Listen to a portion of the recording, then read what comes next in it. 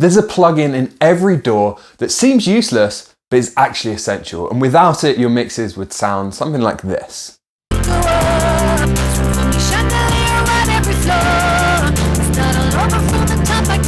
That plugin is the gain tool. Gain staging is commonly misunderstood, so in this video you're going to learn what the 6 biggest mistakes are that I see people make over and over again. Because if you want to make music that sounds professional, you absolutely need to get this right, so keep watching. And if you want the quickest, easiest way to apply gain staging to your mixes, you can download our free DAW templates that will instantly fix the gain in your mixes. There's a link in the description below, or you should see a link on the screen now. Let's dive right in. Rob Mays is here from musicianonamission.com. And first I want to show you one of my recent mixes. Pay attention to the first plugin slot. Long it goes on, never, never, I'll never, never know how long it goes on, never, never. Notice all those gain plugins? You're about to learn why those plugins are the difference between an amateur and a pro mixer. So, mistake number 1 is not truly understanding what gain staging is. You go through this process every single time you mix, so you need to understand it. Yet most people don't actually understand why gain staging is important and instead just blindly follow advice they hear online, like set every channel to -18 dBFS. We'll come back to that later. Now, we can split gain staging into 2 realms, recording and mixing. Now, gain staging is something you want to think about through the whole process. At every point, we want to make sure things are at the right volume. That's basically what gain staging is. When we're recording, we want to make sure we're recording with the right gain, so we've got the right volume. When we're mixing, every time you load up a new plugin, you want to adjust the output level so that we're maintaining the same volume throughout this whole process. When you're recording, it's crucial that you don't record hot. Recording hot is a remnant of the analog days. We don't need to do that anymore with digital gear. In fact, the closer you get to clipping, which is when you get to 0 dBFS, the digital ceiling, as you approach that ceiling, your preamp is going to sound worse. So instead, we want to make sure we're peaking below -6, and we want to treat -6 dBFS, and you can just look at this in your DAW when you're metering and you're setting the levels. We want to treat -6 as our ceiling for recording. And we want to aim to be around -18. That figure does exist for a reason. It is the sweet spot. And we'll come back to that idea. But you want to be averaging around -18. Just eyeball it. You don't need to be precise. Make sure you're peaking below -6. That's the main thing. And as we move into the mixing phase, we just want to maintain that same headroom. Because now we're just making sure that we don't hit 0 on any of our channels. As long as we're not hitting 0, it's fine. Let me show you how quickly you can do this at the beginning of a mix in the preparation phase. So here we have some tracks ready for mixing. They've been recorded, edited, bounced down and imported into a new project. Now, the first thing I would normally do is go through, check all the names, label everything clearly. And once we've done that, we just want to check the gain on everything. So everything's set to 0 and we just want to have a quick look through. I'm just going to hit play and we're going to look for any channels that are really high on the meter or really low. And that's pretty much it.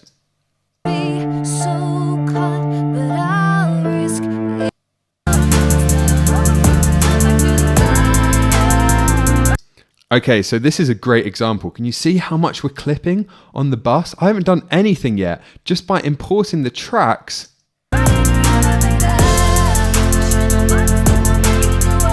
we're clipping by 13 decibels. This is why gain staging is so important. So let's find out what the guilty channels are. Okay, so we've got some really obvious ones here. So we're just going to go to the built-in gain plugin in Logic. It's called Gain. In Studio One, it's called Mix Tool. Everything has its own name. So now let's just adjust this gain plugin until we start to see that the channel is sitting around -18, and we don't need to be precise.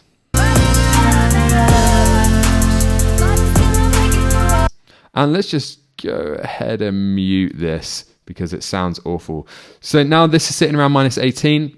We can do the same for the others. And because we've already done it here, we can just copy that across. There we go, -18, -18. And this is what I tend to do, is just copy these plugins. We don't have to be exact. So we've got a couple here in stereo, so we need to load up a new plugin for those in stereo and get that in the right spot. So I'm going to go through and do this on every channel in the mix. So I've done the bulk of the work now. Let's give it another shot. Let's unmute that bus.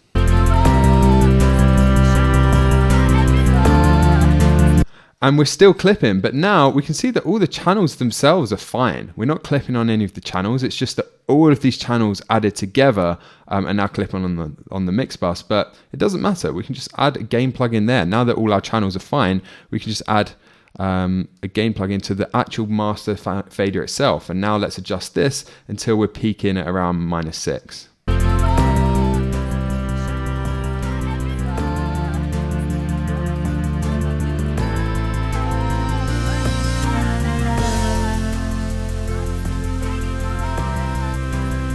Cool, so now I'm ready to mix. Now, back to this idea of the -18 dBFS sweet spot. That sweet spot only exists if you're working with analog modeling plugins or amp simulators. Anything where the incoming level is going to vary the tone or how that plugin works. If you're just using a compressor, an EQ, anything like that, it doesn't matter. It's just ones and zeros, it's digital. So as long as we're not clipping, it's fine. But when you are using analog modeling plugins, saturation, amp simulators, it's good to be in that -18 sweet spot. So treat that as a target, but don't obsess over it. It's a guideline, not a rule.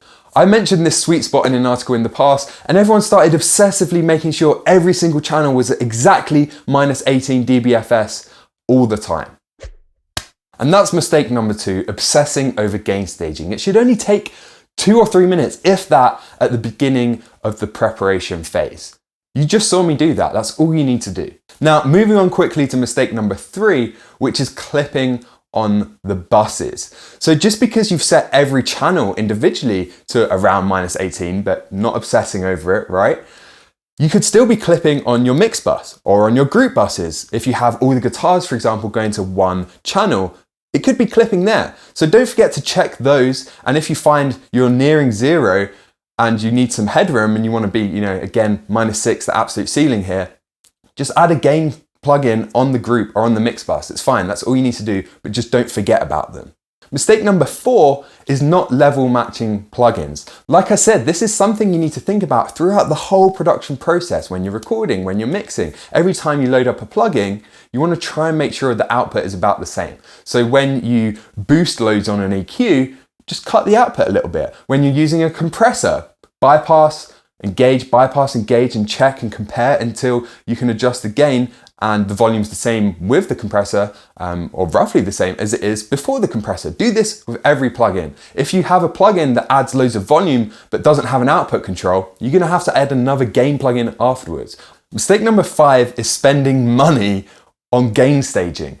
You might be tempted to go out there and buy Wave's new level plugin, or there's a VU meter plugin that you wanna get. You don't need it. Just do it with your eyeballs. Use the gain tool that comes with your DAW. Every DAW will have some kind of gain plugin. It might not be called gain, it might be called mix tool like in Studio One, it might be called gain like in Logic, but find that plugin where you can just adjust the gain, adjust the level using one simple plugin. That's all you need. And then you can just eyeball it on the channel meter. You don't need to spend money on a dedicated VU meter just to do gain staging. And finally, mistake number 6 is low fader syndrome. Sometimes you'll find after balancing your mix that some faders are really low. Maybe it's a percussion part that's just really low in the mix. So you've got the fader way down at the bottom. But the problem is, the closer you get to the bottom of the fader, the less resolution you have. One tiny movement can be a change of 10 decibels, whereas when we're at 0, a tiny movement will be less than 1 decibel. It's not a linear scale, it's logarithmic. So we want to make sure we've got all of our faders sitting around 0 after we've done our initial mix. And again, don't obsess over this. Just if you notice there's any faders that are really, really low, add the gain plugin, cut it with gain instead, so you can bring up the fader to 0, and it's that easy. So those are the 6 biggest gain staging mistakes. But how do you avoid all of these mistakes at once without spending too much time and energy on the gain staging process and getting distracted from the stuff that really matters? Well, I put together a gain staging DAW template that will instantly fix your mixes. If you want a fast and easy way to apply everything you've learned here so your mixes can sound professional and radio ready, not distorted and like bedroom demos, then go grab the templates. They're completely free. There's a link in the description below, and you should see a link on the screen now. Now I want to hear from you. Which of these mistakes have you made in the past? Leave a comment below and let me know. That's all from me, Rob here from musicianonamission.com. I'll see you next time, and remember, create regardless.